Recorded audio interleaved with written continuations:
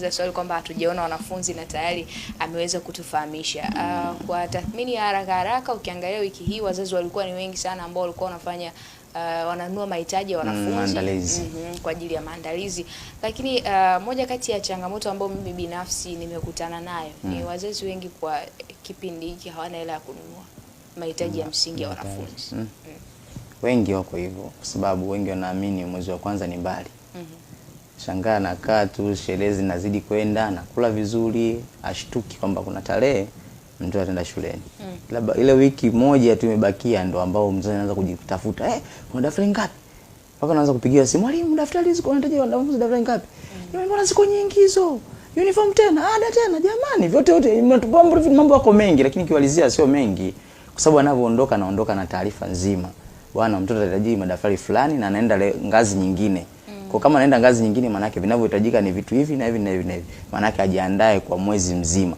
Lakini shangaa mzazi anasherekea anazidi kuendelea na maisha yake, anakuja kushtuka ni wiki moja imebakia na hana cha kujiandaa tena. Yaani mwalimu, naomba nikurudishe nyuma kidogo. Unataka kusema kwamba mnapomaliza mwaka, yani kwa mfano sasa mwaka 2025 mliwapa wazazi taarifa ya watakachotakiwa kuwajibika 2026 juu ya mtoto. Tunakuwa na kikao kabla ya kufunga shule. Tunawaita wazazi, tunawakalisha mtoto wako anaenda level gani ya darasa. Kama anaenda darasa la 3 maana yake kutoka darasa la 2 kwenda darasa la 3 maana yake masomo yanabadilika, lakini daftari zinazohitajika zinabadilika. Maana yake inabidi ajue anakuwa na daftari ngapi, uniform shingapi, anakuja na mtindo gani kwa sababu hataraji mtoto aje anatia huruma. Anakuja na uniform za zamani anazoanza darasa la kwanza, hapana, sio sawa. Kwa inabidi aandaliwe vitu vyote hivyo, na anapokuja mtoto aandaliwe kisaikolojia, awe sawa kukubaliana na shule kwa sababu wengine wanakataa. Nakwambia mimi nataka nirudi nyumbani sasa wale wadogo. Na wale wa madarasa darasa la kwanza, darasa la pili. Kwa sababu mzazi hajamwambia mtoto. Anaona ile ya kuaishwa. Asubuhi mimi nakatia usingizi. Lakini mwalimu, mimi nataka turejee hapa kwenye mada ambayo tunazungumzia kwamba nafasi ya mzazi kwenye masuala ya elimu. Kwa unavyoitazama wewe, nafasi ya mzazi, maana tumekuwa mara nyingi tunazungumzia serikali, walimu wenyewe, lakini wazazi ambao ndio huku ambako watoto wanakotokea, ndiko huku walikozaliwa mpaka wamefika ule umri wa kuanza kwenda shule. Nafasi ya mzazi ni ipi? Nafasi ya mzazi katika elimu ni kubwa sana. Ukizingatia ni kwamba katika elimu tuna vitu vitatu tu ambazo vinatengeneza pembe tatu. Tuna pembe ya mwalimu, tuna pembe ya mzazi, tuna pembe ya jamii kwa ujumla. Sasa katika pembe ya mzazi ndio pembe ya kwanza ya msingi kwa sababu jamii inategemea mtoto aliyezalishwa na mzazi, na walimu tunategemea kumpata mtoto ambaye ametengenezwa na mzazi. Sasa ni kazi sana kwa walimu pale mtoto hajatengenezwa na mzazi na mzazi anawakabidhi nyinyi ili mtengeneze. Ni kazi kubwa sana. Kwa sababu badala ya kufundisha na bado mwanzo kumtengeneza kitabia tena tabia zake ziende namna fulani. Lakini mzazi ana kazi, jukumu lake la kwanza ni tabia, kumtengeneza mtoto tabia za yeye kumudu katika mazingira. Kwa sababu gani? Mtoto aishi nyumbani. Mzazi lazima ajue kabisa jukumu la malezi ni kumwandaa mtoto aishi mbali na nyumbani. Hiyo ndo maana ya malezi. Unamwandaa mtoto katika jamii ambayo imeharibika, katika mambo ambayo hayaeleweki, mitandao ya kijamii, teknolojia, lakini mzazi ana jukumu la yeye kumwandaa mtoto katika hali hizo ngumu, mazingira hayaeleweki, aishi katika ulimwengu ambao ni salama.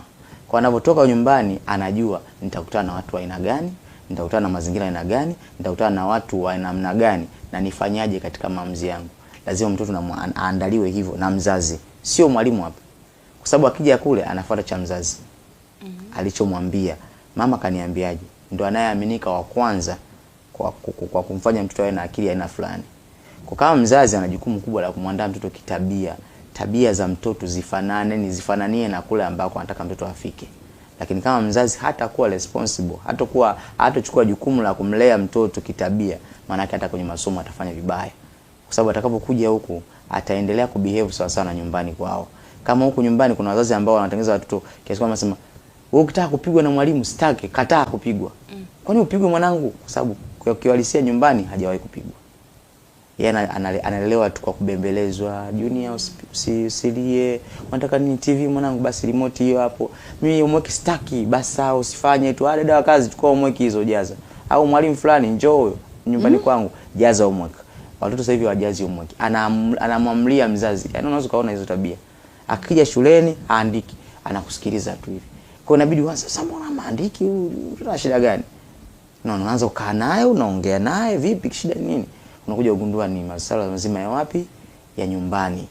Lakini pia mzazi ana jukumu kubwa la kumwandaa mtoto, kwa maana ya kumwandaa vifaa vyake vinavyohitajika kwenye masuala zima ya elimu. Unaweza akawa na tabia nzuri alafu mtoto hana vitendea kazi, inakuwa ni shida nyingine.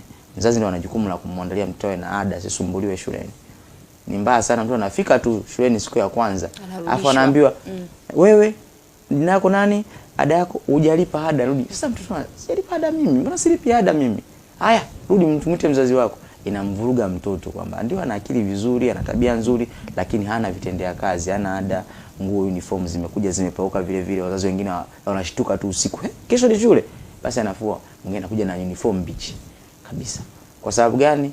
Alikuwa hajajiandaa. Mtoto anakuja huku darasani yuko tofauti na wenzake. Wenzake wanapendeza, nisikii vizuri kwamba mbona kama mimi siko sawa na wenzangu, mbona maisha yangu mimi yako hivi na yako na vile. Lakini pia wazazi wana jukumu lingine kubwa la kuweza kuonesha, kumfundisha kwamba huyu mtoto mwalimu ni mzazi pia. Hiki ni kitu kingine wazazi hawafanyi. Kwa mwanangu, unaenda shuleni, walimu wakikwambia fanya. Sasa wakikwambia ingia darasani, mwalimu anaweza kukupiga kama anavyoweza kupiga mimi. Mwalimu akikuonya ni sawa sawa anavyokuonya mimi. Ole wako nikisikia umemgomea mwalimu, ukirudi nyumbani na mimi nitakutandika. Sasa kumbe unajua kumbe mwalimu na mzazi ni kama wako sawa.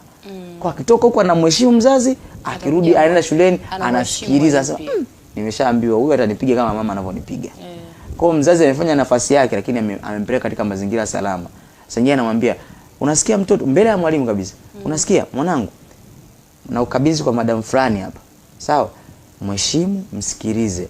Nikisikia mwalimu nipigie simu. Hajasoma nipigie simu. Kwa mtoto anakuwa na mazingira ya nyumbani na huku ni sawa tu, kwa sababu kote kuna mamlaka ambayo itanifanya mimi nisome tu kilazima. Kwa mzazi ana nafasi kubwa sana tofauti na, lakini jamii ina nafasi, lakini nafasi inaanzia kwa mzazi huko. Kwa mzazi asipomtengeneza mtoto vizuri, jamii itampata huyo mtoto, kwa sababu mazingira hayako supportive sasa hivi, hayako salama kivile sawa sawa na vile kwa mwanzo. Kwa kama mzazi atategemea mazingira ndio yamsupport mtoto, ni ngumu sana, kwa sababu jamii sasa hivi imechanganyikiwa. Kila mmoja yuko busy na mambo yake. Tofauti na zile zamani utakuta mzazi kuna watu wanavusha watoto barabarani. Sasa hivi kila mtu anaangalia mambo yake. Ukiangalia sasa mtoto anaruka mwenyewe barabarani, anakimbia, anavuka. Mtu yuko busy, mwingine yuko pembeni pale, lakini hajali. Ni wachache sana. Ni wachache mno ambao anaweza kumvusha mtoto. Kwa kama mtoto hajaambiwa uangalie upande wa kushoto, uangalie upande wa kulia, imekula kwake. Kwa mzazi ndio ana kazi kubwa ya kumtengeneza mtoto ili akienda kwenye jamii, hata kama hatamjali, bado atajua kabisa mimi mzazi kaniambia nifanye 1, 2, 3 ili kuepukana na mazingira ambayo ni magumu. Sasa umezungumza hapo sana sana upande wa mzazi. Lakini pia kwenye mzazi umemgusia pia na huyu mtoto mwenyewe ambaye ndio mwanafunzi. Turejee pia na nafasi ya huyu tena mwanafunzi anapokuwa shuleni. Maana tayari shule zimefunguliwa. Wapo ambao wameshaanza, wale wanaokaa boarding wengi wameshaanza kuripoti kuanzia Jumamosi, Jumapili kulingana na watu ambao mikoa yao wanaotokea. Tayari huyu amerudi shuleni. Kuna ambao wengine ameingia form 1 ndo anaanza huyu sasa. Ndo anaanza form 1, kuna mwingine alikuwa form 2 ameingia form 3, mwingine form 3 kaingia form 4. Mwanafunzi ana jukumu kubwa la kuthibitisha kile ambacho ameagizwa na mzazi wake. Mzazi ana kazi kubwa nyingine pia kumshauri mtoto, kumwambia kwamba hii elimu sio kwa ajili ya mimi mzazi, ni kwa ajili yako wewe, kwa ajili ya maisha yako binafsi. Kwa mtoto pia atoke nyumbani ajue kabisa hii elimu nao kuja kutafuta huku sio ya mzazi tena, ni ya kwangu. Kwa sababu wazazi wengi wanakuambia wewe soma tu, lakini mali zipo. Mtoto hawezi kusoma. Anambia ana gari yake, ana duka, hawezi kusoma. Kwa kitoka pale na akili kujua nina jukumu la kwenda kusoma. Sasa mtoto kama mtoto akifika shuleni, jambo la kwanza kivipaumbele vyake vyote ni elimu. Yaani hapa naongea na watoto wa sekondari, naongea na wale wadogo, na mzazi pia ajue kipaumbele cha kwanza mtoto akiwa shuleni ni elimu, ajue kama ameenda kusoma. Hiyo ni jambo la kwanza la msingi, kwamba natoka nyumbani naelekea shuleni naenda kusoma. Mimi mzazi wangu aliniambia, mimi sitakuwepo. Unapotoka huko nyumbani unaenda kusoma huko mwenyewe katika hayo mazingira ambayo utakuwepo. kasome kwa bidii mwanangu. Kumbuka hilo. Ukifeli hata ukirudi huko nyumbani mimi sina cha kuchangia. Na wazazi wanakuambia elimu ndio urithi wako. Hapo hakuna cha kurithi, hakuna mashamba, hakuna nini. Kwa hiyo unaenda huko kifeli ni wewe maisha yako umefeli. Kwa nakuja nikitoka nikienda shule akili yangu inaniambia hapa nikifeli ni mimi sio mzazi tena. Kwa jukumu la kwanza la mtoto shuleni ni kusoma kwa bidii. Lakini jukumu la pili ni kujilinda na watu mazingira ambao ni magumu. Kwa maana marafiki wabaya, walimu wakali, kuna walimu wengine ni hatari sana kwa watoto. Kwa mtoto lazima ajue kabisa anapoenda shuleni kuna mazingira ya marafiki wabaya. Hawezi kuepukana nao. Hawaepukiki hao. Wapo tu. Hata wale watoto wadogo. Kuna marafiki watu wana tabia mbaya. Katoka huko mtaani, kajua vitu vingi, katumia sana simu, anajua kuna vitu vingi vya kufanya, atafanya hiki, atafanya kile. Kwa mtoto lazima ajue anapoenda shuleni mazingira asije akamwathiri akajikuta badala ya kufocus na shule akaanza kufocus na wanafunzi au na kuogopa mwalimu fulani. Na ndio maana tunaweka pia fursa kwa wanafunzi kwamba ikionekana kuna mwalimu anakunyanyasa, unashangaa wewe ndio unapigwa kila siku. Wewe unatukana kila siku. Mlete.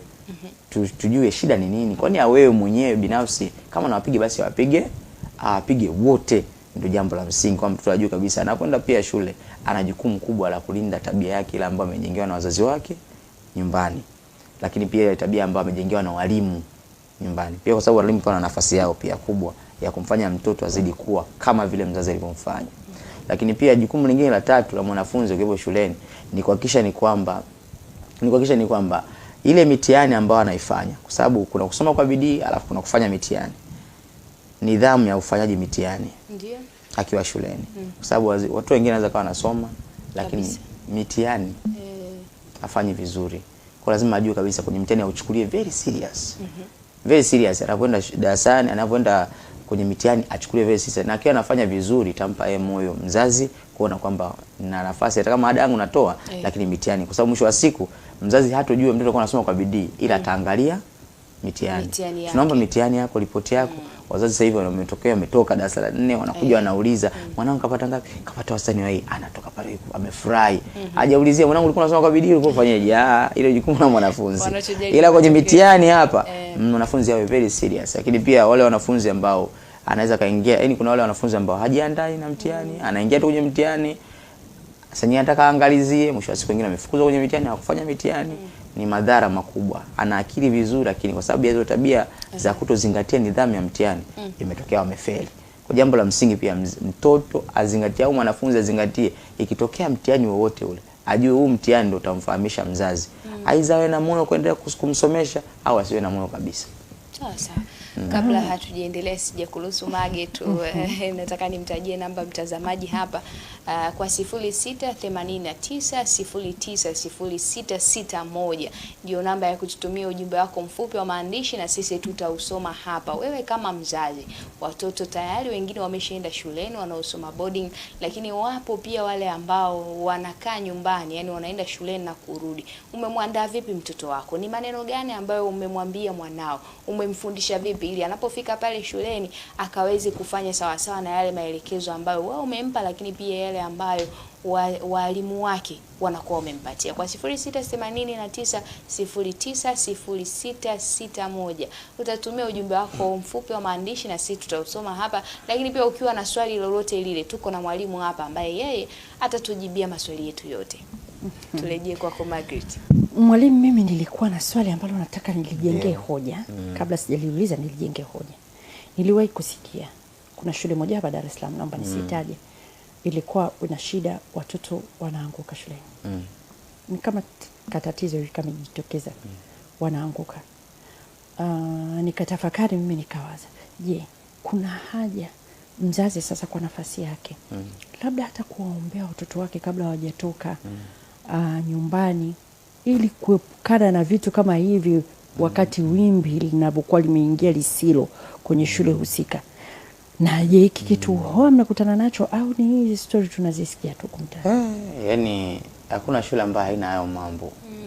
Kwa kiwalisia ni kwamba mzazi ajue. Sababu wazazi wengi wanasema mambo swala ya Mungu haya ni nini? Ni kusoma tu. Yaani Mungu weka pembeni huko. Mwanangu ingia darasani soma. Lakini watoto wanapata changamoto nyingi sana. Wengine wanaingia darasani haoni. Anakuambia mwalimu sioni. Yaani hapa mbele hapa sioni unachofundisha.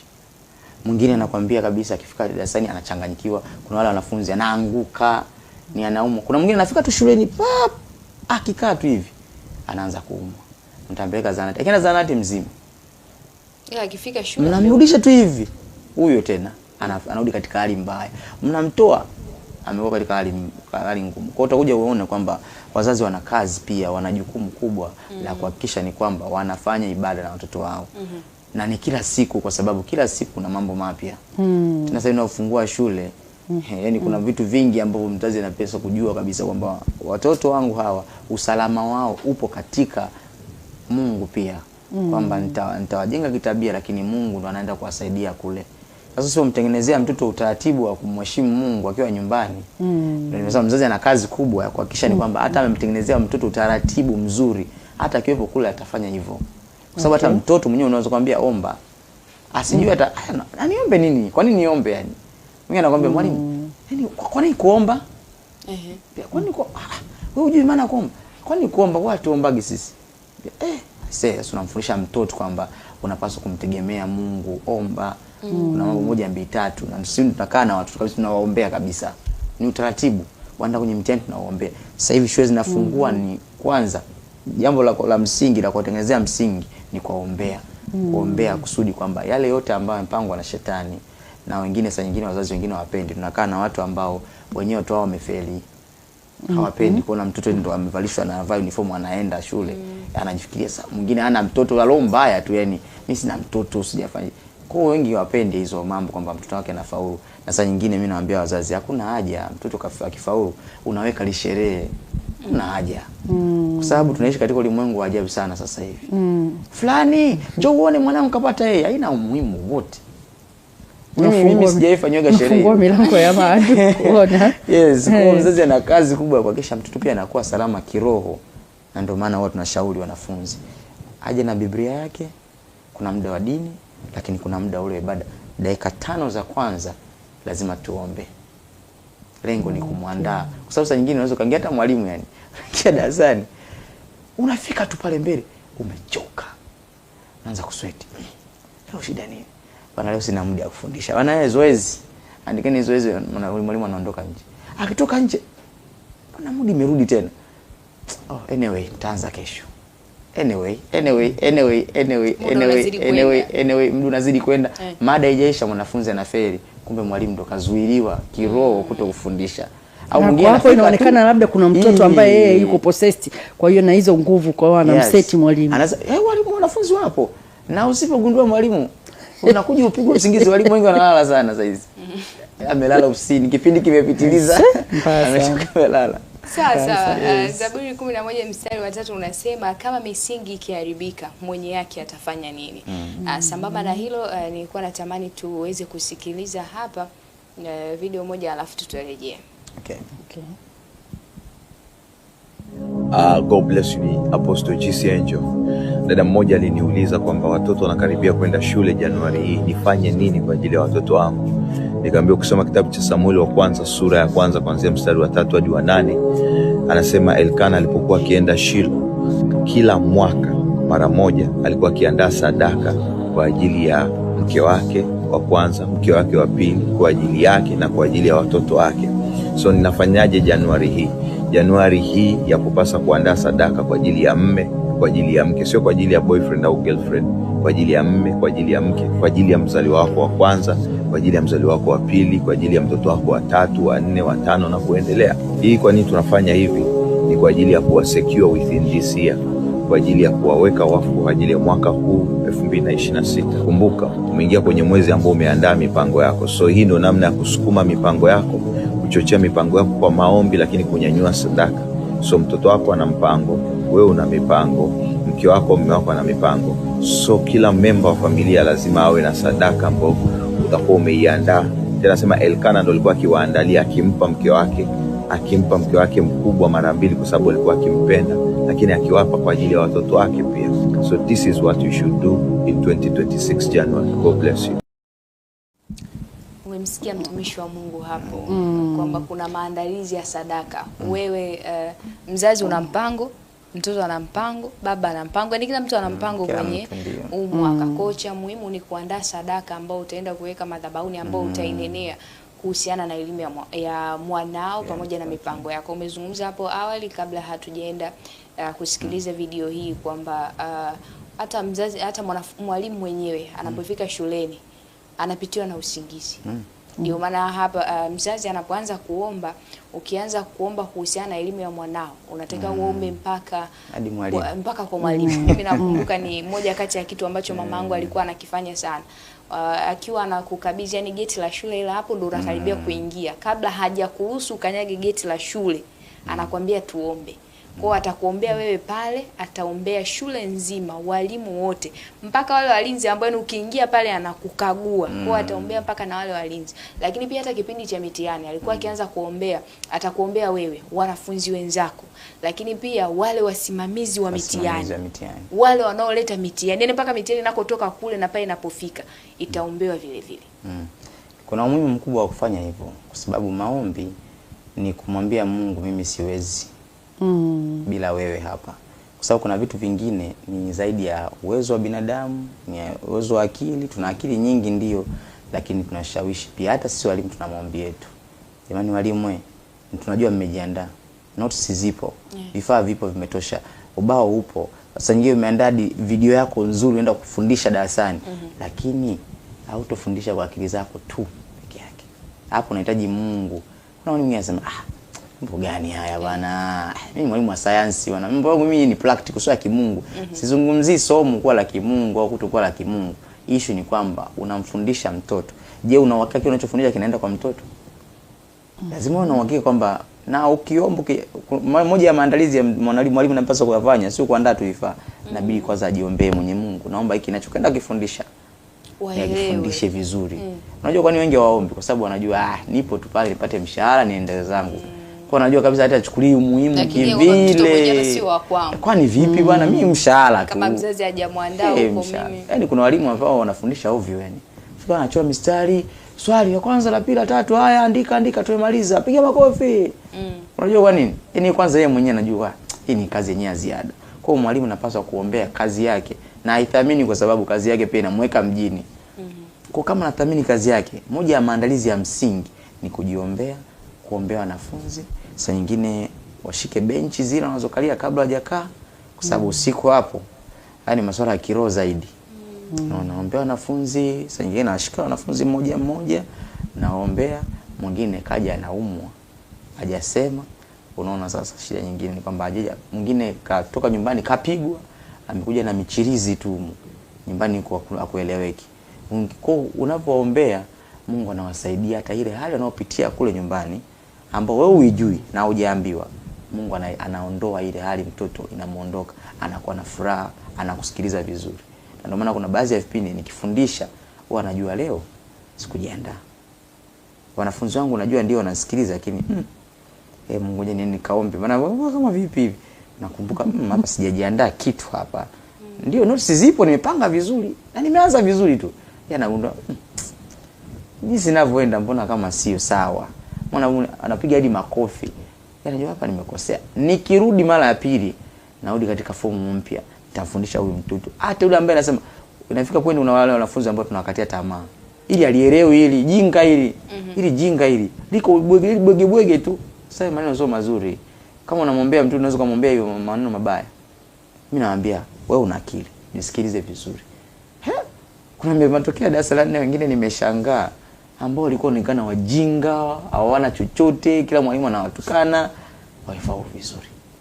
Lakini mwalimu shida inakuwa wapi? Nimesoma hapa andiko kwamba kama misingi ikiharibika mwenye haki atafanya nini? Shida inakuwa wapi pale ambapo inapokaribia madarasa haya ya mitihani, yanakaribia kuanza mitihani, ndio wosia unakuwa mwingi zaidi, wakati kipindi hiki mtu anajiandaa hapakuwa na wosia. Ndio maana hii misingi anayojengea mtoto, ndio maana mzazi wa kwanza kujenga msingi. Mtoto akiwa na miaka 4 hadi 13 anajengewa msingi wa maisha. Ukimrusha hapo ndio misingi imeharibika. Utampa kazi mtu mwingine kufanya kazi kwa niaba yako. Sasa kama mzazi ajue amtengenezee msingi mtoto, sio kwa sababu anaenda kwenye mtihani. Iwe ni tabia kuomba. tabia, kufanya ibada ni tabia, akienda shule anafanya vile vile. Sasa walimu pia wajue kabisa mtoto siku ya kwanza anapoingia darasani anatengenezewa mfumo, hapa ni kuomba.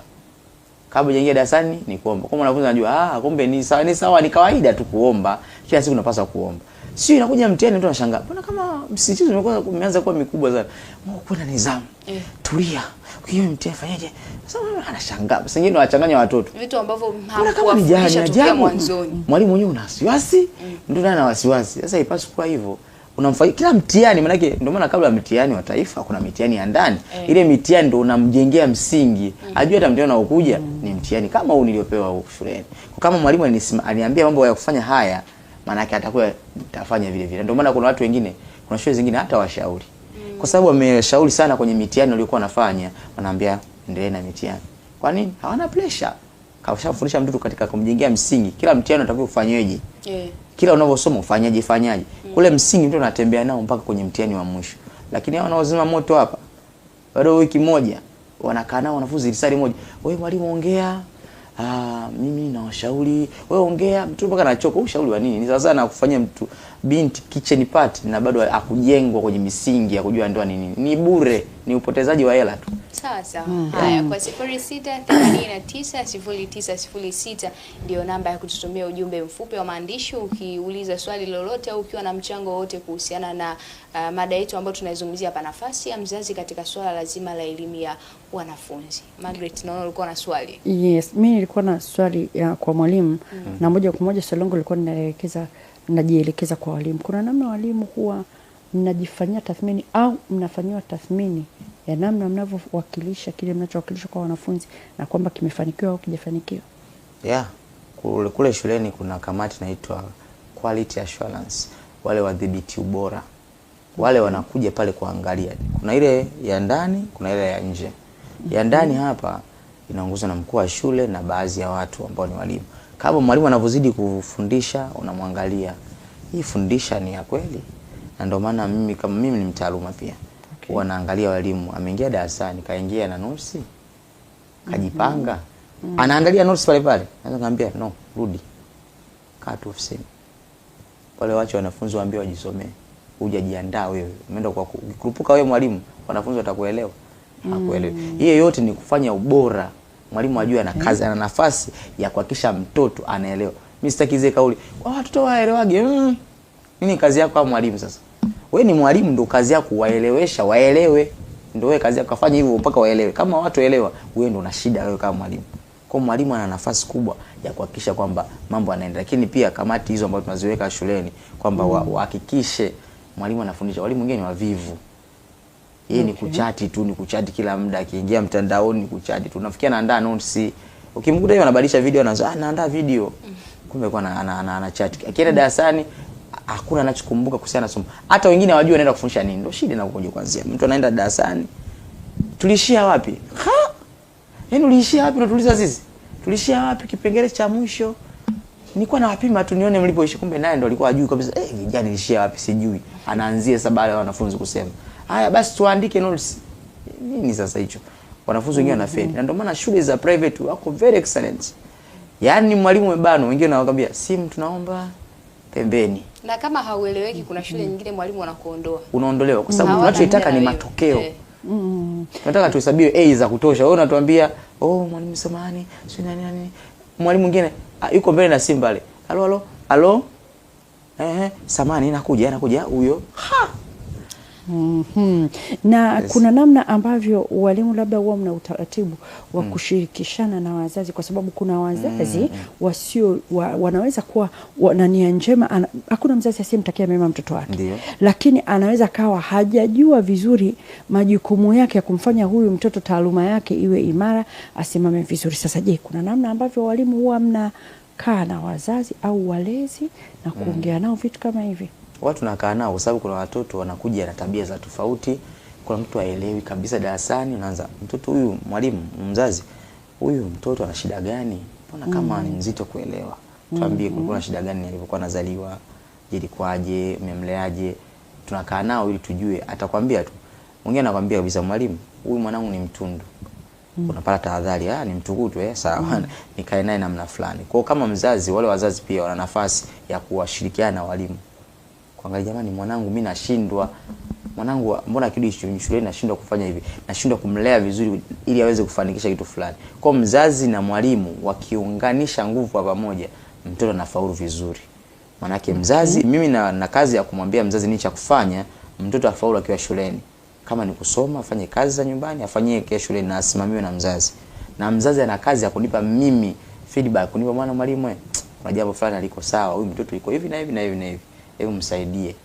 Labda alilelewa na bibi yake peke yake, alilelewa na mtu fulani peke yake. Kwa kuna namna hajakaa katika malezi mazuri. Kwa mwalimu napata wapi kwa kuanzia kumsaidia mtoto. Lakini mzazi akikaa kimya, jamani nawaletea mtoto ndo huyo hapa, inakuwa ipendezi. Na ndio maana kuna wale wazazi wanakuja pale ofisini wanasema, mwalimu, mimi unavyoniona nimetokea kwangu, baba yake naye anatokea kwake.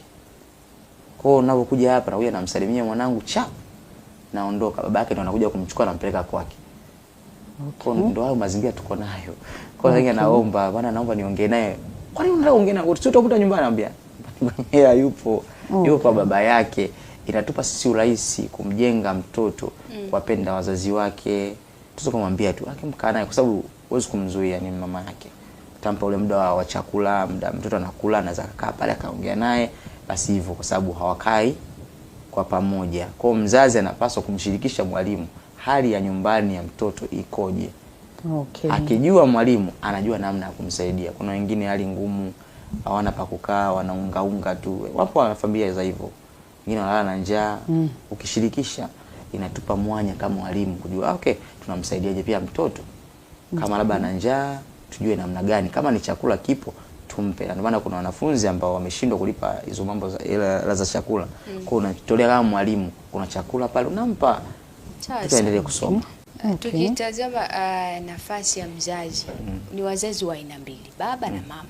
Lakini nafasi kubwa mara nyingi unakuta mama ndio ana mchango mkubwa au ana nafasi kubwa, ambapo baba yeye anaweza hata asifuatilie kila kitu, anaachiwa mama. Ushawahi kukutana na kesi ya namna hii na uliweza vipi kuitatua? Kiwalisia hapo sasa ndo kuna aina za wazazi. Kuna aina za wazazi karibia kama 4 hivi. Kuna wazazi ambao wanaumiza watoto, inaitwa abusive parent. Au wanawapiga. Yani hawana malezi mazuri, ni kupiga. Kuna wazazi ambao ni don't care, hawapo nyumbani, inaitwa absentee parent. Yani hata kufuatilia maendeleo ya nyumbani, afuatilii chochote kinachoendelea na mtoto. Sawa. Inaitwa absentee parent. Lakini kuna wazazi ambao wenyewe ni wazazi washiriki, wanashiriki kidogo tu. Yani nishirikishe. Shida gani? Unaweza kusema, niambie ana shida gani huyo? Hela, haya hiyo hapo. Lakini sasa ni zaidi ya hela. Kuna ushauri, kuna nini, kuna upendo kana. Alafu sasa na wazazi ambao wanalea watoto. Sasa wanaolea watoto wako pale Bennett na watoto kuhakikisha ni kwamba wanafikia ndoto zao. Kukaa nao, kufanya hivyo. Sasa wazazi wengine hawa ni kutajia aina zingine ni matatizo matupu. Anakuja pale, hajui mtoto anaendeleaje, hajui kuna nini kimfanya hivi. Labda unaweza kurudia sasa swali sasa baada ya kupata hizo aina. Sawa, kuanzia kwenye hao sasa tutoe hawa ambao wao wako Bennett kabisa na wanafunzi. Hawa wazazi wengine ambao wamebaki, kwa jinsi unavyowaona nafasi yao. Yaani kama ushakutana na kesi hii na namna ulivyoweza kuitatua. Kiwalisia kesi za hivyo ziko nyingi. Na unakuja kugundua tu huyu mzazi ni mzazi wa aina gani. Nagundua mzazi hayupo nyumbani. Kuna wazazi ambao wanawahi saa 12 mapema. Hayupo. Kwa mzazi, mtoto anarudi saa 4 usiku, anawahi saa 12. Ya mtoto amuoni asubuhi, amuoni usiku. Yaani wanakuja kukuta wanaonana weekend. Weekend na penyewe weekend anaondoka saa 4. Yaani bora weekend pia ina kazi pia. Kwa namna pekee ya kuitatua ni kumjenga mtoto kwanza. Kwa sababu mzazi ashaingia kwenye mfumo wa kazi zake, kuja kumrudisha itatumia nguvu. Nakwambia ndio mimi napata hela hivyo. Utafanyaje sasa? Kuanza na mtoto kujua kwamba apate wajibu. Mimi kuna mtu anakuja anasema mimi mzazi wangu sijai kumuona. Yuko nyumbani? Ndio. Yeye kumuona kivipi? Narudi simuoni, natoka shuleni simuoni. Sasa namna pekee ya kumkalisha kukaa na mtoto bana. mzazi anafanya hivi, anakutafutia hela wewe. Kwa mfano, ungekuwa unakaa na mzazi ungelipa ada wewe. Hiyo tunafanya tu kumfanya mtoto jua, kuna mzazi ananitafutia hela mimi. Sawa, no problem. Lakini ina shida. Tutamuita mzazi, tutamwambia ubize wako rafiki yangu na mtoto anateketea huku, hapati upendo wako. Unafanyaje? Mimi niko, mwingine anakuja kujisifia kabisa pale. Yaani mimi niko busy sana. Hata matokeo siku na matokeo yametoka na nimekuja kuangalia hapa, hii nirudi kazini. Naambia mzazi, wewe ni mwanao, si ndio? Hela zipo. Hizo unazopambana kumsaidia mtoto afaulu. Mtoto akiharibika, utatumia hela tena hizo kumfanya atoke huko tena. Sasa wewe jitahidi katika kazi yako, balance muda. Unaweza kuacha kama saa 10, toka pale, mtoto amerudi nyumbani, kaa naye mpaka saa 12. Ukitoka pale, mtoto anajua kuna upendo wa mzazi. Kuna ile ya kumwambia mzazi ambaye hajaniambia mwalimu. Kwa sababu kuna ile mzazi, mama, leo nimekutana na hiki, leo rafiki yangu fulani kaniambia twende fulani, sehemu fulani, kanipa fulani. We, tabia imeanza lini? Haya, usifanye hivi. Sasa kama mzazi asikilizi, yote anakuja kuniambia mimi mwalimu. Maana kisa mtoto anajengewa, kinachojengeka kwenye akili yake kwamba mimi mzazi wangu anijali, ila mwalimu Baraka ananijali. Kwa sasa anachokifanya, mzazi anamtenga kwenye akili yake mapema. Na ndio maana kuna watoto ambao wanakuwa wanawachukia wazazi wao kabisa. Sawa. Sambamba na hilo mwalimu, sasa turejee hapa namna bora ya kuwajenga mzazi pamoja na mtoto. Namna bora ya kuwajenga ni mzazi ajue uhusiano wa kimalezi kati ya yeye na mtoto wake. Kuna mkubwa, yaani uhusiano mkubwa sana. Sio sawa tu la elimu peke yake. Kwamba mzazi ana maneno yake. Anaweza asitoe hela kwa wakati, kuna maneno, mwanangu nakuamini. Maneno yale hata mimi nikiongea mzazi wake asipoongea yanavurugika tu vile. Mwanangu nakuamini, unaweza kufanya vizuri. Yale maneno yanamjenga mtoto.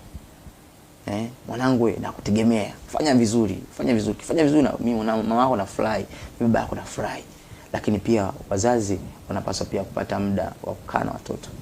Kwa maana ya kucheza. Kwa sababu shuleni tunacheza mpaka inabidi ubadilike wewe mwalimu na umri mkubwa, uingie ucheze kwenye michanga, ukimbizane, ufanyeje. Kurudi nyumbani mtoto apate huo muda. Kuna uhusiano wa kiakili na michezo mtoto. Akirudi nyumbani kuna uhusiano wa kiakili na michezo. Kwa mzazi apate muda wa kucheza na mtoto wake. Kwa sababu wengine wanasema ni ujinga unacheza kufanya. Hapana, ni makuzi ya mtoto, anakuwa katika kujua upendo wa mzazi. Kwa mzazi anapaswa kujua nafasi yake pia ni kuweza kuungana na mtoto kufanya matokeo yake kuwa makubwa. Kwa sababu mtoto alipozaliwa, aliyemuona wa kwanza sio mwalimu. Ni mzazi wake. Na kama mzazi wake ana jukumu la kumtengeneza kufikia ndoto yake. Na mzazi pia ana kazi ya kumwambia mtoto, kwa jinsi ninavyomuona mwanangu hivi atakuwa mtu fulani.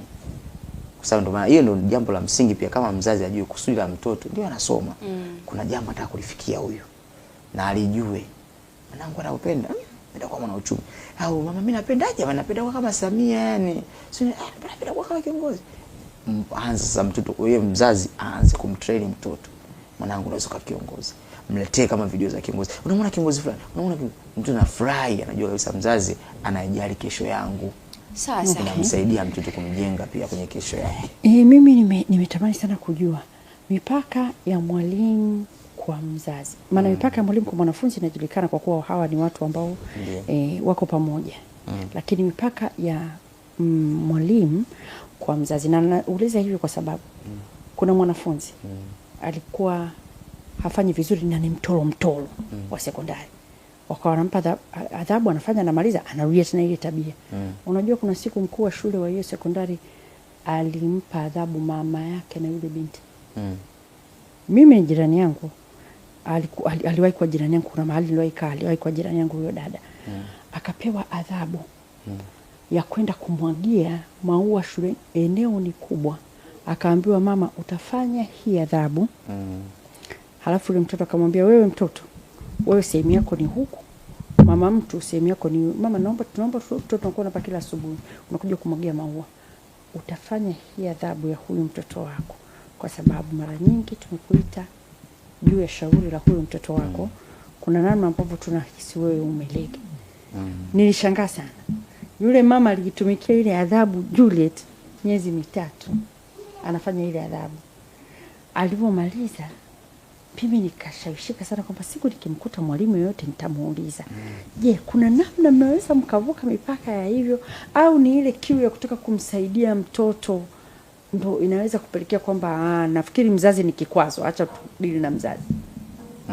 Mipaka kati ya mwalimu na mzazi inapaswa tuizingatiwe.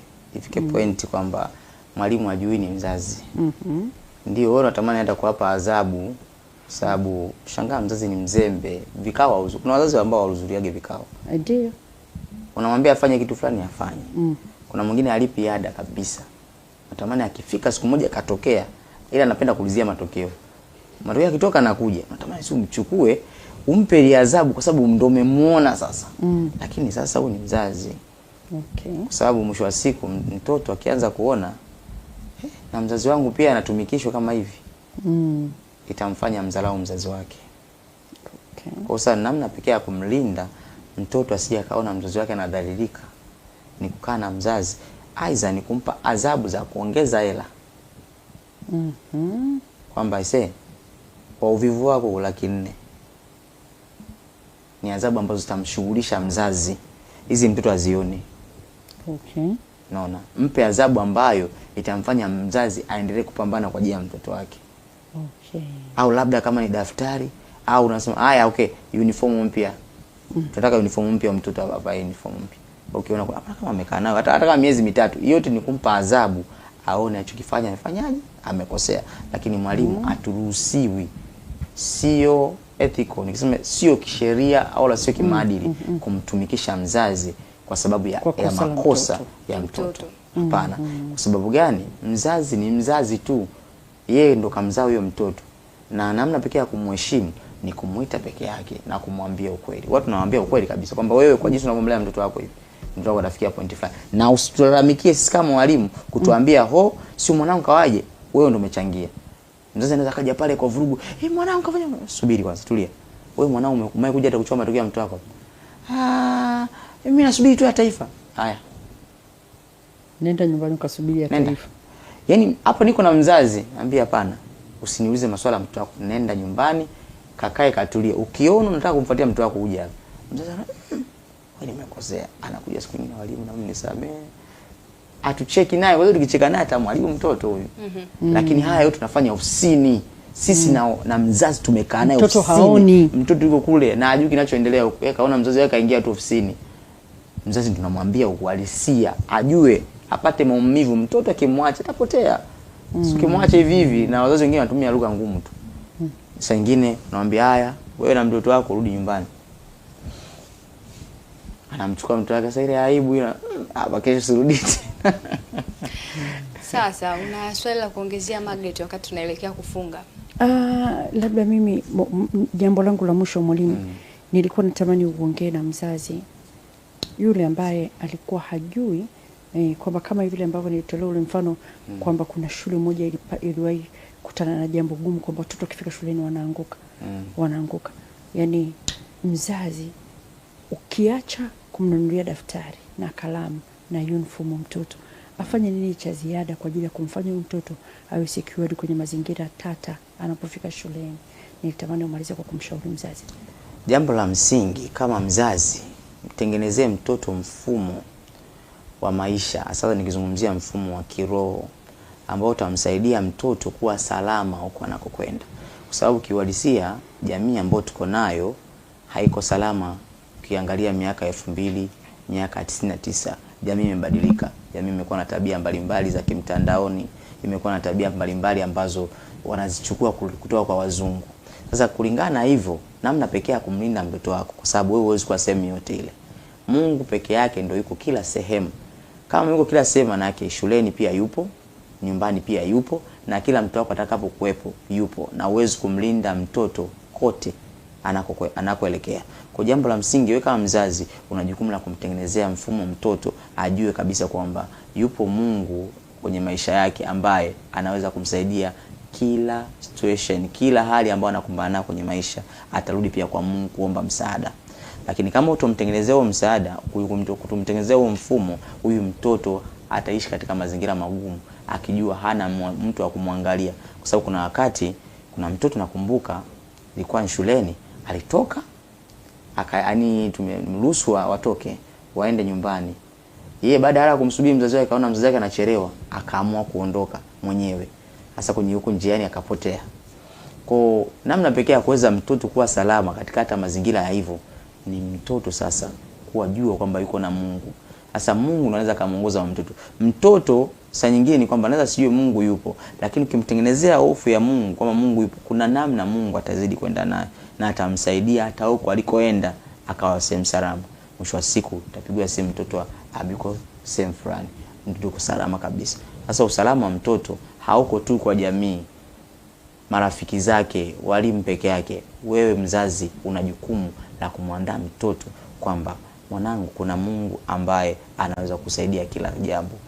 Hajaondoka nyumbani, muombe. Usimwache amelala, muombe. Anaenda kwenye mitihani, muombe. Mshauri endapo anazidi kupanda stage za kimwili, mabadiliko ya kimwili, mshauri. Lengo nini? Akienda shuleni asijakawa haelewi chochote ambacho inapaswa yafanye.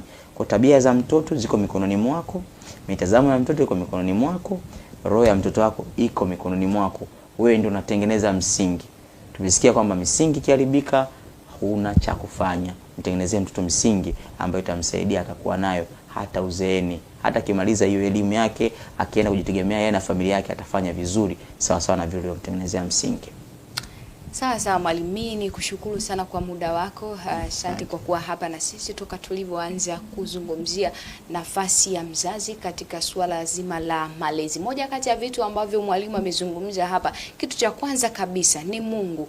Mungu awe kitu cha kwanza kabisa baina yako wewe mzazi na mwanao, lakini pia hata ile shule ambayo mwanao anasoma kuanzia anapotoka nyumbani mpaka anapoenda. Lakini pia kitu cha pili ni maombi, na kitu cha tatu ni kutambua kusudi ambalo mwanao analo. Kitu cha msingi zaidi, kabla mwanao hajatoka nyumbani, hakikisha unamuombea. Anaenda shuleni, anatumia vyombo vya moto, hakikisha unamuombea. Akifika shuleni pia kuna walimu kule, kuna wanafunzi wengine ambao anasoma nao katika lile eneo ambao yuko pale, na akitoka pale atatoka pale kuweza kurudi nyumbani. Kuna safari nyingine ya kutoka pale mpaka aje afike nyumbani, anatumia usafiri vile vile. Kwa hakikisha kila siku unamuombea mwanao, ombea akili yake, ombea maisha yake. Anakutana na vitu vingi, anakutana na watu wengi. Kuna watoto wengine hawawezi kuja kuzungumza kila kitu ambacho wanakutana nacho kila siku kwenye mazingira yao, lakini kwa msaada wa maombi yako utamkinga na vitu vingi, utamsaidia kwenye mambo mengi.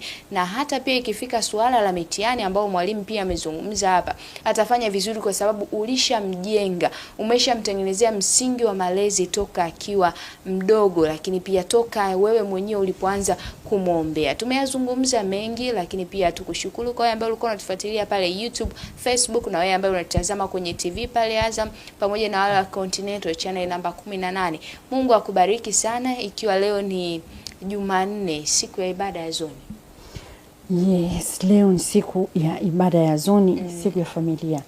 Kwa hiyo mtu anapaswa kwenda zoni. Na mwalimu, kabla hujaondoka hapa, tafadhali naomba uache namba yako ya simu hewani, kwa sababu yupo mzazi, hili jambo la kiroho tuliloliongea hili, inawezekana yupo mzazi ambaye yeye aliviona viashiria lakini alikuwa haelewi vizuri, akakutafuta inbox. Kwa tafadhali kabla hatujaondoka uache namba yako ya simu. Okay, namba yangu ya simu ya Vodacom ni 07-622-61997. Irudie tena. 07-622-61997. Asante. Sawa, mimi ni kutakie Jumanne njema, lakini pia hakikisha ukosi zoni sawa sawa na mwaka huu tunasimamia ni mwaka wa kufanya mapenzi ya Mungu, na moja kati ya kitu cha muhimu tulichosisitizwa ni utii. Basi hakikisha unatii kwa kwenda zoni, lakini pia kama hautaweza kufika eneo la ibada yenu mnakofanyia, kuna maelekezo ambao maaskofu wanatoa. Sisi askofu huwa wanatuma neno hata kabla hujafika ibadani. Kwa unaanza kutafakari mapema kabla hujafika. Na sisi askofu wetu huwa anafanya hivyo, na hata baada ya ibada huwa anakumbusha kwamba angalia kwenye ukurasa wako nimekutumia neno la leo. Kwa hiyo ukimaliza kujifunza wewe sasa unafanya tendo la imani, unachukua sadaka yako unaituma kwa askofu, na wewe unakuwa umejifunza na sadaka yako umeipeleka. Sawa sawa. Mimi nikutakie Jumanne njema. Tutaonana kesho hapa siku ya Jumatano kuanzia majira ya saa 12 mpaka saa 3 za asubuhi. Lakini pia watu wa Safari ya Imani watakuwa hapa mchana wakiendelea kutujuza yale ambayo tunazidi kutakiwa kuyafanya kuhusiana na mapenzi ya Mungu. Nikutakie Jumanne njema.